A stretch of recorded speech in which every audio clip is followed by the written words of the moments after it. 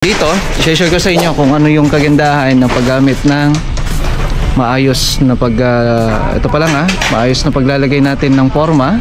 Tapos, ito yung sinasabi ko na hindi na kailangang palitadahan pa. Tignan nyo. Kasi ang pinaka-importante, sabi ko kanina, ay yung ating tuwid. Kung tama ba yan o hindi. Mula sa pagpapatayo ng bakal natin hanggang sa pagpoporma natin gamit ang Santec PP plastic board.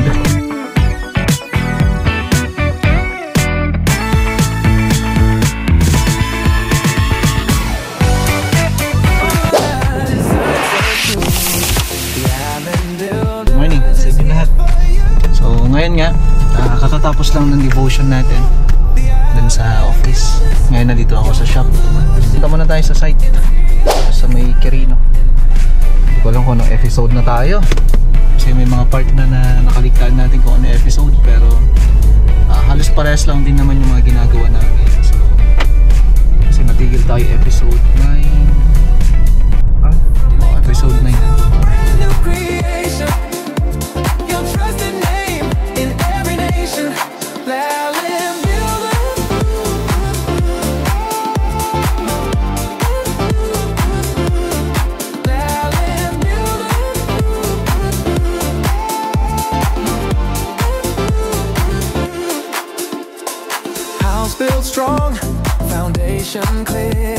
So na yung poste natin. Madi kayo magaya mo may jay. Hindi pa ata mo tayo. Nagpaklas kami sa Sugarod, dapat kayo bago kayo nag-ubrak mo. Ay! Andagay mo may tatay na. Okay, so kalas na tayo. At ito nga, nabuhusan na to. Ganon din niya. Bali, ang gagawin na namin, papormahan lahat itong mga yan. Tapos may nagtutuloy ng hukay natin sa septic tank. Ayan o. So, ha? Nagapon na? Pangtalon sir. Okay. Na yung pinagpigsa ang peso? Doon sa gaming tikwa natin, sir. Sakali na gaming natin. Apang kay kumadyalikod? Panyasiraan. Panyasiraan kumadyay? Kay kitain man? Baka kayo nga saraan? Maglakad din na email. Ayan, lakas oh. Diretso. So ito kasi yung septic tank natin. Nilipat ko na dito yung septic tank. Gawa nga nung doon naman kasi tabi ng poso. Alam niyo naman na. Maiwasan natin yung hindi magandang mapunta sa kalusugan natin. Unahin muna natin yung kalusugan natin. Okay. So dito, i-share ko sa inyo kung ano yung kagandahan ng paggamit ng maayos na ito pa lang maayos na paglalagay natin ng forma. Mula sa forma, tapos syempre yung tuwid ng poste natin, yun pala yung una. Tapos yung forma natin, tapos yung buhos natin. So dito, gumagamit ako dito ng sabi ko nga, hindi ko pa rin maalis yung ating gamit na phenolic. Gawa nga nung pwede pang gamitin, tingnan nyo. So siguro mga pang-apat na yun na to. Sabi ko naman, basta hindi lang siya mababad sa tubig, pwede pa yan, possible pa yan. So tingnan natin to, yung dalawang yon, ito buhos to ng kaya forma to ng ating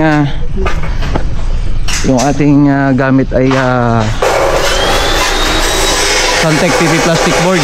Tingnan nyo to, napakaganda.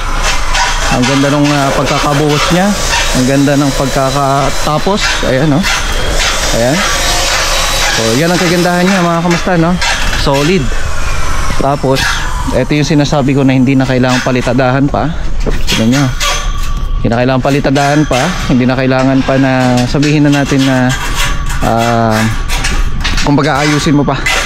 Kasi ang pinaka-importante, sabi ko kanina, ay yung ating tuwid. Kung tama ba yan o hindi, kung maayos ba yan o hindi, no? So yun yung usually na ginagawa namin, inaayos namin yan. Kaya kung mapapansin nyo, napakaganda ng buhos. So mula sa pagpapatayo ng bakal natin hanggang sa pagpoporma natin gamit ang Santec PP plastic board. Tapos yung yung pagkabuhos natin na kung saan yung compressive strength na ito ay buong buo pa rin. Kasi nga mula dun sa may pinaka footing natin, maayos na maayos po yan. Okay? So yan yung kagandahan niya. Santec PP plastic board, napaka the best po nito. Kasi 30 to 50 times mo siyang pwedeng gamitin. So ibig sabihin, kung ikaw ay isang contractor, the best po yan na gagamitin mo. Napanood nyo na rin ho yan sa mga last na videos natin. Pero sa ngayon, gusto ko ipakita sa inyo kung ano yung outcome. Hindi lamang ito, hindi lang yon, hindi lang to. Ito kasi gamit namin dito pinolik. Pero kung titingnan natin yung pinolik na yan, maganda pa rin yung outcome niya. So maganda pa rin, maayos pa rin. So napakaganda pa rin yung tingnan. So ngayon, ang kagandahan kasi nito, yung 30 to 50 times mo siyang gagamitin, hindi siya inaanay, hindi siya nasisira ng tubig. The best yan. Kasi as a contractor, napakagandang gamitin nito. Kaya nga, kung napapansin natin, solid, no? At sa ngayon, kinukuha natin yung kabuuan na ito, tapos magbibigan na tayo. Kasi nga ito, matatabunan pa mga kamastana. At yan yung mga usually na ginagawa natin ngayon. Yun. Okay, tingnan natin. At syempre, hindi rin naman maging maayos yan kung hindi tayo gumagamit ng mga yung ating pang forma na kung saan bakal. Kasi ito yung gamit na dito ay 15mm tsaka 18mm na pang forma natin. So the best yan. Ito na nga rod ni Roy. Nagpintas ka no, tamang pintas si forma na. Roy. Oo sir, kung maganda po yung gamit, maganda rin yung kalalabasan. So mula sa worker natin yan. So sabi nga, pagka maganda yung gamit, maganda yung kalalabasan. Anin mo nga naman talaga, no? Kahit na gaano ka kagaling, kung tinitipid sa materyales, pag sa quality yan totoo nga naman yan. So ganyan lang yung pagtanggal natin ng forma. Pok lang yan.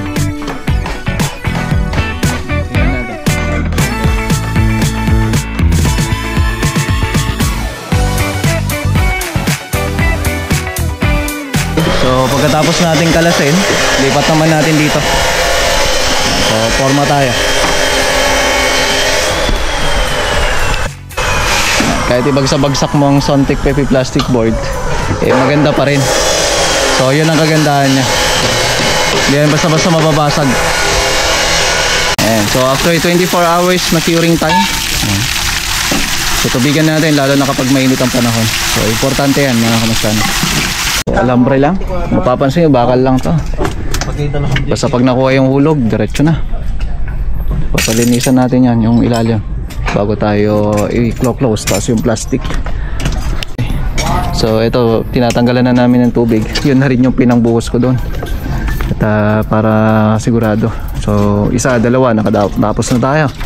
Pangatlo na to. Mamaya ito, tsaka doon. Tinatanggalan namin ng tubig kaagad. So ito nga, may nakalimutan nga si Foreman eh. Ika mo, napit na makakalimutin mo ni Foreman yung plastic natin. Okay. So, pero tara, merienda muna tayo. Kanting merienda pa eh. Kan boys, ano makadapat mig sayo? Kuskusilap ni Roy. Ay ni Kwa. Kuskusilap ni Rolly.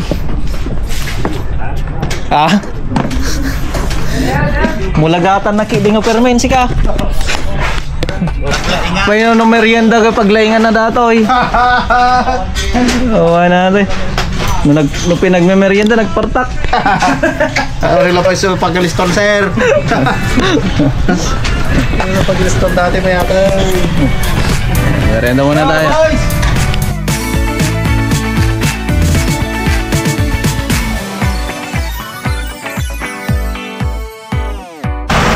Okay, so buhos na tayo. Ayan, so may vibrator tayo na gamit. Ayan. So may vibrator tayo para dun sa mga poste natin. Okay, so buhos tayo. At nabuhusan na to. Isa, dalawa, tatlo, apat. Huli na yun. So ito yung vibrator natin. Bali, bina-vibrate natin yan to make sure na compact at buo yung ating buhos. Ayan. Okay.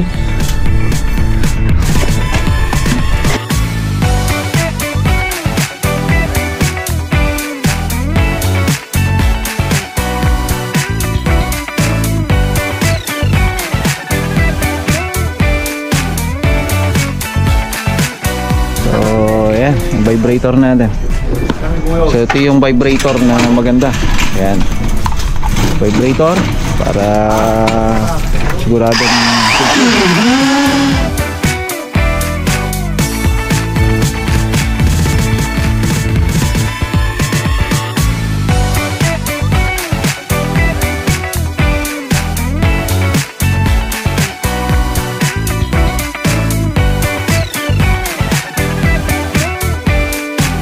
ayos. So ayos na.